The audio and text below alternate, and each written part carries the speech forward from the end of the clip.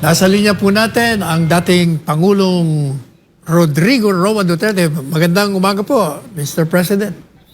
Magandang umaga po sa iyong Sal.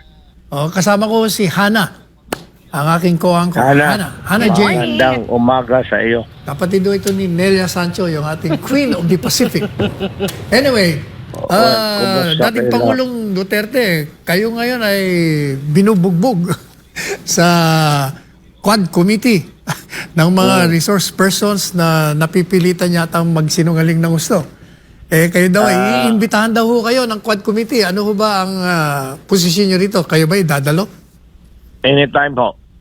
Nakatanggap na po ba kayo ng imbitasyon? Wala pa. But I would be happy to appear in both the upper and the lower house of Congress. Without preempting the questions to be asked by the Quad Committee, assuming that you received the invitation, assuming further that you attend, ano po bang masasabi nyo sa mga nababasa natin sa pahayagan patungkol sa inyo, patungkol sa war on drugs, patungkol sa mga di umanong kaalyado nyo na bumabaliktad? Ano po bang masasabi nyo ron? Well, let us begin by saying that that is really what his life is all about. Temporary alliances, friendships that are fragile, friendships founded on shaky grounds, but yung friendships that are nakadikit talaga sa lupa, kagaya ng pagkakaibigan natin.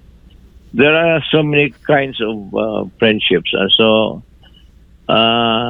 it does not really surprise me that mga bagay na ito, politiko ako mga bagay na ito, from time to time, this kind of little crisis or crises would prop up, and we'll just have to deal with the problem as the way that we should deal with any problem in life.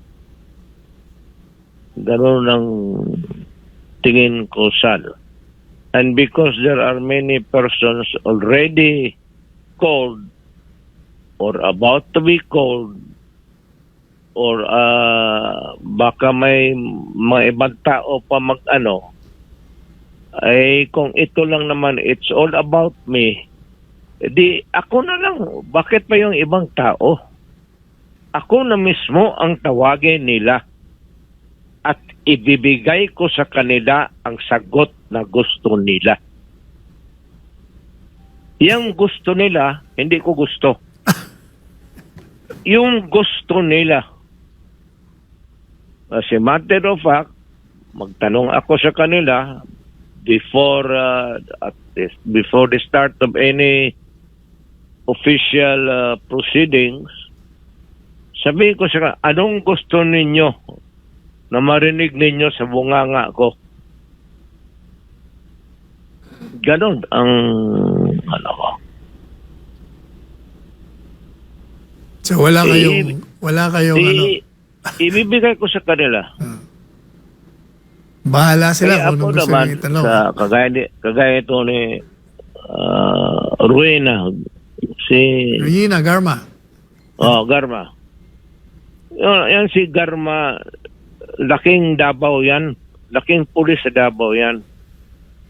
Yan pa sila Leonardo. Marami yan silang grupo, but itong dalawa na ito, grupo ni Garma, were specifically assigned by me to take care sa droga. Yun ang totoo dyan. Ngayon, there is may marinig ka dyan sa narrative ni Garma na magkuha ka ng Iglesia ni Cristo.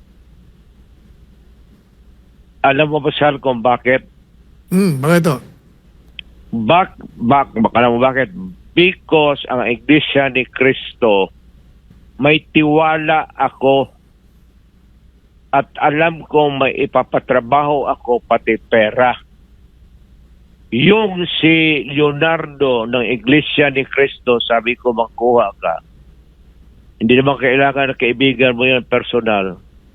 But because of the Iglesia ni Cristo, guys, maasahan mo at yung pera mo hindi masayang, hindi ibulsa at gagastuhin yan para sa project na pinapagawa mo sa kanila.